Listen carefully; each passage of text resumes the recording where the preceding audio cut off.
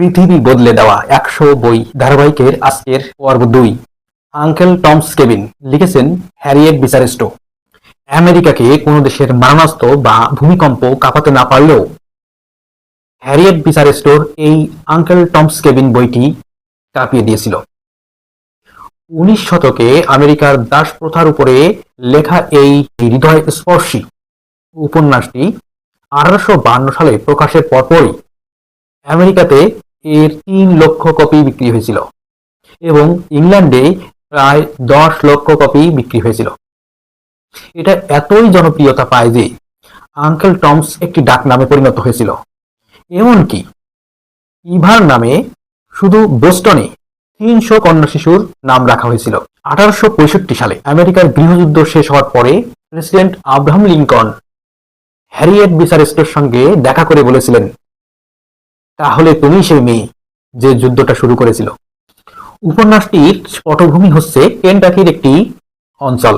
Mister Arthur Shelby এবং Emily Shelby নামে এই ধনাঢ্য কৃষক পরিবারের রয়েছে কিছু দাসদাসী। তাদের পুত্র জর্জ শেলবি এবং তাদের দাসদের মধ্যে রয়েছে আঙ্কেল টম, যিনি মধ্যবয়সী, এবং তার এক পুত্র ও স্ত্রী রয়েছে সঙ্গে। এই পরিবারের গৃহকর্ত্রী মিসেস শেলবির দাসী হিসেবে রয়েছে এলিজা নামে এক নারী এবং তার সঙ্গে তার ৫ বছরের শিশুপুত্র হ্যারি। এলিজার স্বামী জর্জ হ্যারিস অন্য এক মনিবের দাস হিসেবে। মিস্টার এবং মিসেস শেলবির এই পরিবারে কিছু ঋণ দেখা দেয়, যার ফলে শেলবি চান টম এবং এলিজার ৫ বছরের শিশুপুত্র হ্যারিকে অন্য কোনো দাস ব্যবসায়ীর কাছে বিক্রি করে দিতে। সে মোতাবেক মিস্টার হ্যালি নামে একজন দাস ব্যবসায়ী আসে টম এবং এলিজার পুত্র হ্যারিকে ক্রয় করতে।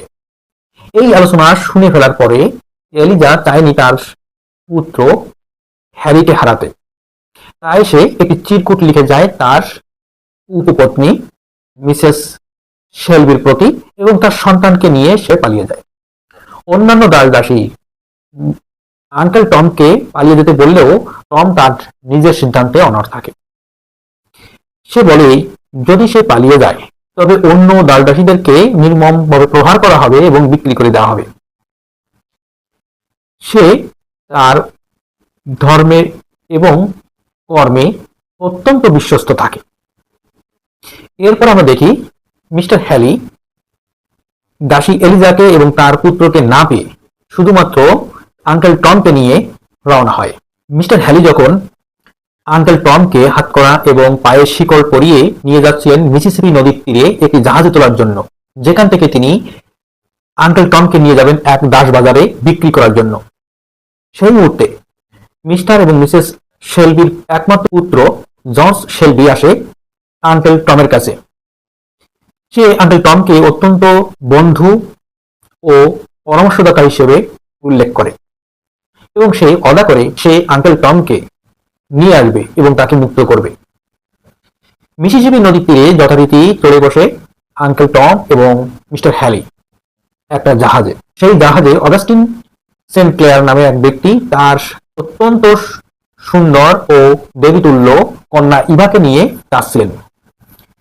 ইভা ঘটনাক্রমে নদীতে পড়ে যায় এবং এই আঙ্কেল টম তাকে উদ্ধার করে আবার জাহাজে তোলে। তার এই কর্ম দেখে অগাস্টিন সেন্ট ক্লেয়ার মিস্টার হ্যালির কাছে আঙ্কেল টমকে কেনার কথা বলে এবং তিনি কিনেও নেন। পরবর্তীতে তিনি নিউ অরলিন্সে চলে যান আঙ্কেল টমকে নিয়ে। অপরদিকে মিস্টার হ্যারি, যিনি বহু টাকা ব্যয় করে এলিজার পুত্র হ্যারিকে ক্রয় করেছিলেন, তাকে না পেয়ে তিনি টম লোকার নামে একজন দাস শিকারীকে পিছু লাগিয়ে দেন। অনুসরণ করতে করতে টম লোকার সন্ধান পায় এবং একটি ফাঁদে ফেলে। জর্জ এই টম লোকারকে গুলি করে। টম লোকার গুরুতর আহত হয়। সে মারা যাবে এই দুশ্চিন্তায় দাসী এলিজা তাকে পার্শ্ববর্তী কোয়েকার বস্তিতে নিয়ে যাওয়ার জন্য জর্জকে রাজি করায়। ইতোমধ্যে অগাস্টিন সেন্ট ক্লেয়ারের কন্যা ইভার সাথে আঙ্কেল টমের খুব বন্ধুত্ব গড়ে ওঠে। অগাস্টিন সেন্ট ক্লেয়ার তার উত্তরাঞ্চলীয় চাচাতো ভাই ওভেলিয়ার সঙ্গে একটা বিতর্কে জড়ায়। ওভেলিয়াকে সে বলে সে দাসের মালিক হওয়া সত্ত্বেও কোনো মতেই দাসদের প্রতি পক্ষপাতদুষ্ট নয়। এই কথা প্রমাণ করার জন্য সে টপসি নামে এক কৃষ্ণাঙ্গ তরুণী দাসীকে ক্রয় করে এবং অফেলিয়াকে বলে যে তুমি তাকে শিক্ষিত করে প্রমাণ করো যে তুমি পক্ষপাতদুষ্ট নও। অগাস্টিন সেন্ট ক্লেয়ারের সাথে 2 বছর থাকার পরে ইভা অসুস্থ হয়ে পড়ে এবং মৃত্যুর পূর্বে সে একটি স্বপ্ন দেখে। স্বর্গীয় দর্শন সে উপলব্ধি করে। ইভা তার স্বপ্নের কথা তার আত্মীয় পরিজনদেরকে বলে যায়। সে বলে সমস্ত দাসকে মুক্ত করে দিতে। তার কথা শুনে অগাস্টিন সেন্ট ক্লেয়ার ঘোষণা করেন তিনি টম সহ অন্যান্য দাসদের মুক্ত করবেন। অগাস্টিনের চাচাতো ভাই অফেলিয়াও ঘোষণা করে সেও তার ব্যক্তিগত কুসংস্কার পরিত্যাগ করে দাসদের মুক্ত করবে এবং টপসিকে বলে সে আরো ভালো কিছু করবে। কিন্তু এর কিছুদিন পরেই একটি সরাইখানার বাইরে ছুরিকাঘাতে অগাস্টিন সেন্ট ক্লেয়ার মারা যান। তার মৃত্যুর পরে তার বিধবা স্ত্রী টমকে নিলামে তোলেন। টমকে কিনে নেয় এক দুষ্ট বাগান মালিক সাইমন লেগ্রি। সাইমন লেগ্রি টমকে নিয়ে যায় লুইজিয়ানার একটি গ্রামে, যে গ্রামে তার আরো অনেক দাসী ছিল। এই দাসীদের মধ্যে এমেলিন এবং ক্যাসি নামে তার 2 যৌন দাসী ছিল। ক্যাসির ইতিপূর্বে 2 সন্তান, এক ছেলে ও এক মেয়ে ভূমিষ্ঠ হয়। সাইমন লেগ্রি সেই ছেলে ও মেয়েকে দাস হিসেবে বিক্রি করে দেয়। পরবর্তীতে ক্যাসি যখন আবারও গর্ভবতী হয় তখন সে তার সন্তানকে ভূমিষ্ঠ হওয়ার পূর্বেই হত্যা করে, কারণ সে চায়নি তার কোনো সন্তান আবারও তাকে ছেড়ে দূরে চলে যাক। এই মর্মান্তিক কাহিনী যখন টম জানতে পারে তখন টম ক্যাসিকে প্রতিশ্রুতি দেয় যে সে তাকে পালানোর জন্য সহায়তা করবে।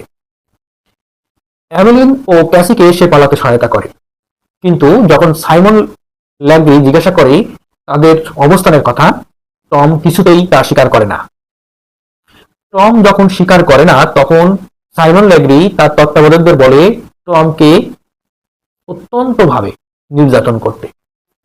টম সেসব নির্যাতন সয়ে যায়, কিন্তু 2 দাসীকে পালাতে যে সে সাহায্য করেছিল তাদের কোনো খবরই সে দেয় না, কারণ সে চেয়েছিল অন্য দাসরা যাতে মুক্তি পায়, তাতে তার যত কষ্টই হোক। একটা পর্যায়ে তার ধর্মীয় বিশ্বাসকেও ভাঙতে চেষ্টা করে এই সাইমন ল্যাগ্রি, কিন্তু তা সে পারে না। বাইবেলের প্রতি তার যে বিশ্বাস, প্রভু যিশুর প্রতি তার যে বিশ্বাস, তা অটুট থাকে। এবং মৃত্যুর ঠিক পূর্ব মুহূর্তে হাজির হয় তার প্রথম মনিব আর্থার শেলবির পুত্র জর্জ শেলবি। তাকে মুক্ত করার জন্য আসে, কিন্তু সে আসার কিছুক্ষণ পরেই আঙ্কেল টম মৃত্যুর কোলে ঢলে পড়ে।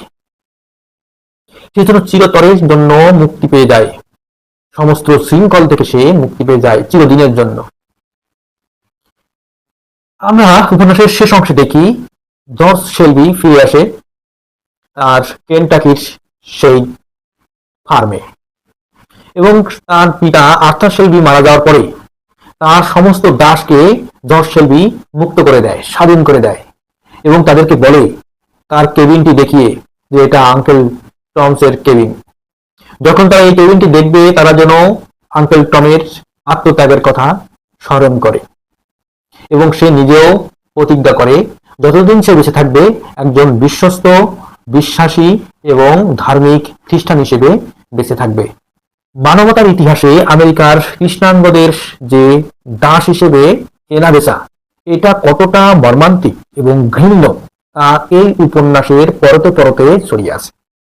একটি বাস্তব দর্শন এবং ঘটনা নিয়ে এই উপন্যাসটি রচিত। এটা নিয়ে বহু নাটক, সিনেমা, পোস্টারিং, তর্ক বিতর্ক অনেক কিছু হয়েছে, এবং পরিশেষে আমেরিকায় একটি গৃহযুদ্ধের জন্ম দিয়েছে, এবং যে গৃহযুদ্ধের পরে 1865 সালে আমেরিকাতে দাস প্রথা বিলোপ হয়।